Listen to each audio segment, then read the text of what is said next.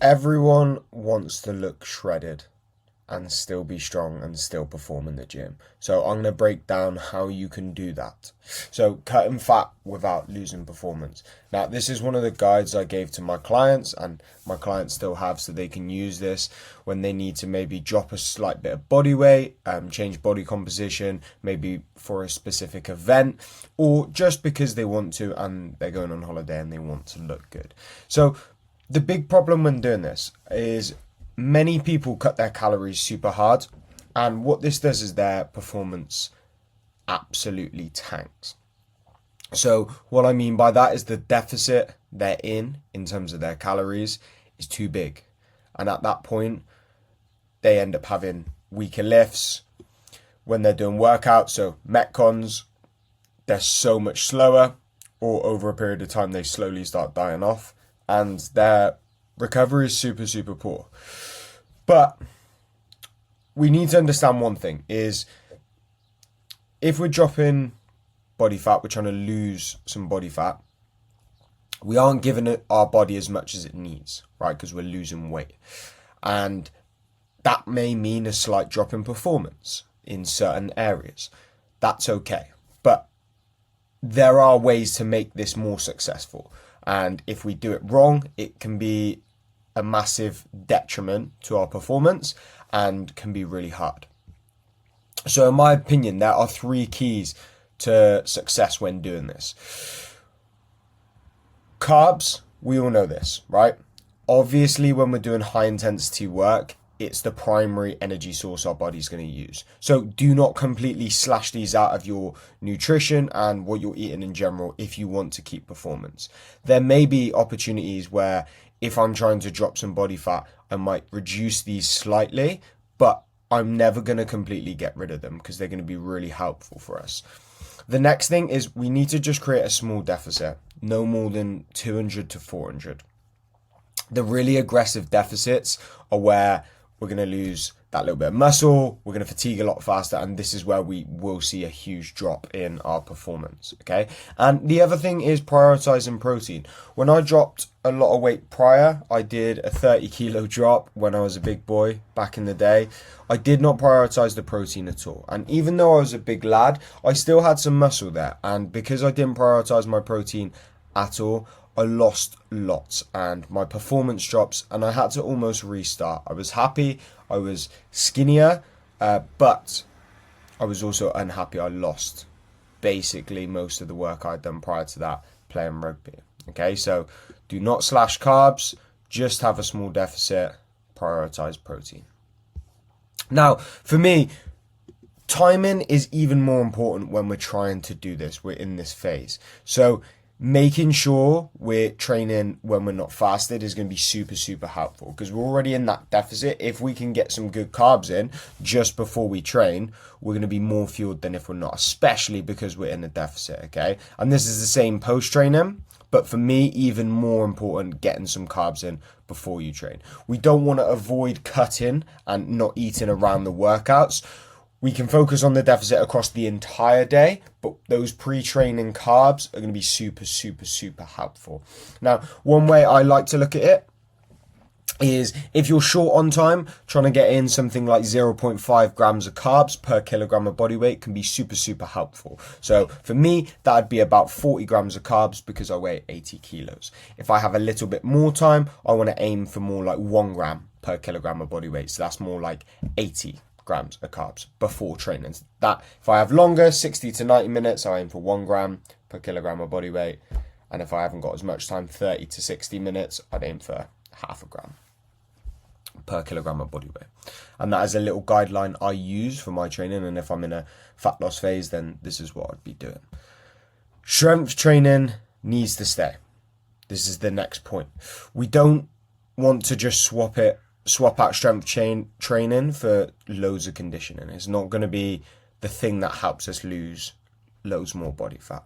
If you strength train hard, you're still going to be burning calories, you're still going to be doing exactly what you need to, and you're going to be able to keep some of that strength along the way. Sometimes when we're losing weight, our goal isn't necessarily to like put on and get stronger, but if we can maintain, we're doing a fantastic job. So keep lifting heavy, staying as strong as possible is definitely the priority.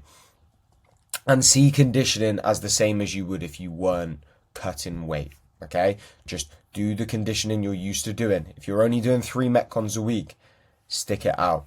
If anything, what you want to do is probably get walking a little bit more frequently rather than chucking on loads of conditioning. If you're only walking, say, 5,000 steps a day, maybe upping that slightly towards that 7,500 to 10,000 mark is going to be really helpful rather than slogging away at loads of conditioning, because the conditioning is going to have no quality, especially because we're not fueling ourselves enough, which is the point.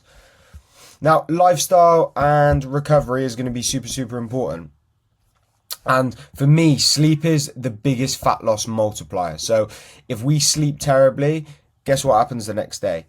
It all snowballs into a shit show. Hormones are all over the place. We're tired, so we don't want to prep food. We don't prep food. We fancy eating shit, so we eat shit. We then also don't get the hydration in. We don't train, we don't move. It can snowball so badly. So getting on top of your sleep is super, super, super helpful. And if we can sleep really, really well, it's going to make a massive difference to how easy it is to stay on track and how well we perform in the gym, which as a result of that will play into how good we look, which is the goal, or if it's specifically the weight we need to drop for a specific event. Obviously, if you're a boxer, it's a little bit different, okay? Stress management kind of goes into the same as sleep, but if we can manage that stress, we're going to have fewer cravings and better recovery. If we manage that stress, we're going to be a lot more capable of doing the things we don't want to do. If we are stressed, which some stress we have no control over. So I'm talking about the stress we can control. We're going to be much more likely to stay on track. There are those stressful days where you just don't want to do this, you don't want to do that.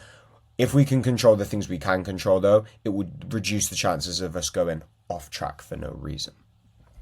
So managing that stress and just controlling what you can control is super, super important. Now, hydration as well is going to be super helpful. Most of the time we have those small little cravings of food. Like a lot of the time we just haven't drunk enough water and we're actually just dehydrated, and going and grabbing your water. So I'm going to have this bottle with me all day. I'm sipping on this through the day, and even though my goal right now isn't to lose body fat, I don't eat stupidly because I'm actually hydrated through the day, and sometimes we just need that little bit of water and those cravings go away. So if we stay on top of the hydration, it can be super, super helpful. Now, when I made this was specifically for my clients, so that's why I'm saying why speaking to me helps, and I'm more speaking in the sense of to you guys, why speaking to a coach is really, really helpful.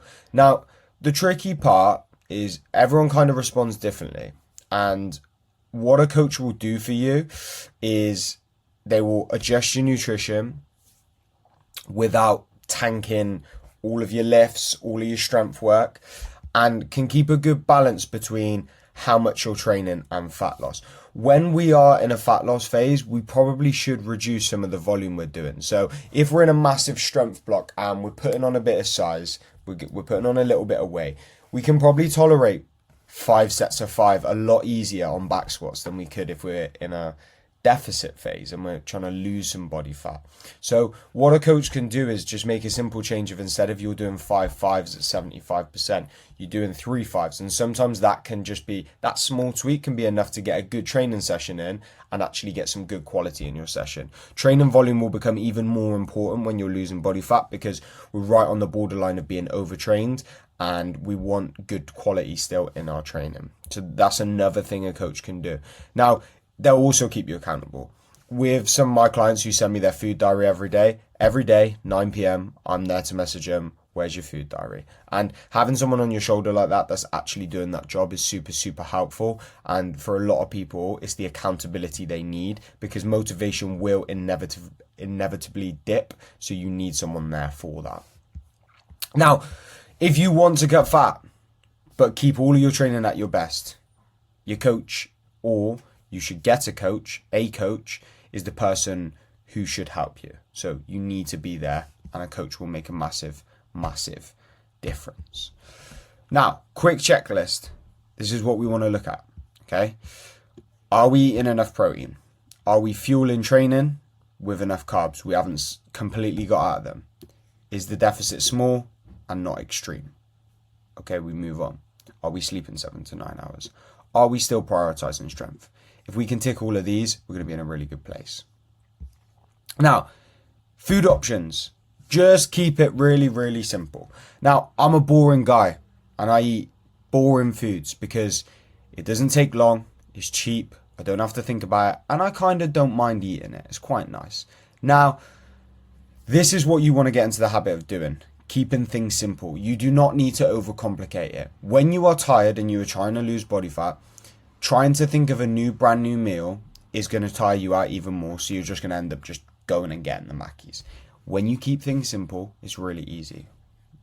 Go to the shop, on your food shop, buy all the proteins you like, whether that's tuna, whether that's chicken thighs, whether that's chicken breasts, whether that's steak, whether that's beef mince. Beef mince if you're absolutely minted, because the price of those right now are criminal. Buy your carbs you like. So is that rice? Is that potatoes? Obviously, we're bearing in mind we want to kind of reduce the overall denseness or density of the calories. We don't want to have, I'd probably stay away from pasta a little bit more in comparison to rice, just because they're a little bit more calorie dense. And what veggies do you want to eat? And it's as simple as going, tonight, protein, bit of carbs, loads of veggies, keep us full. It is honestly that simple, and that's how you should look at it. For lunch today, I know what I'm having. Tuna, rice, spinach. Obviously, within my tuna, I'm making it a little bit more enjoyable than that. I'll mix it with some Greek yogurt, sweet corn, pickled onion, some chilies, that sort of thing, to make it a little bit more interesting. But it's as simple as that, okay? And this is what's going to make a massive difference. Keep things simple. Like I said, protein, work it out, be the same with your others, okay? And it's as simple as that.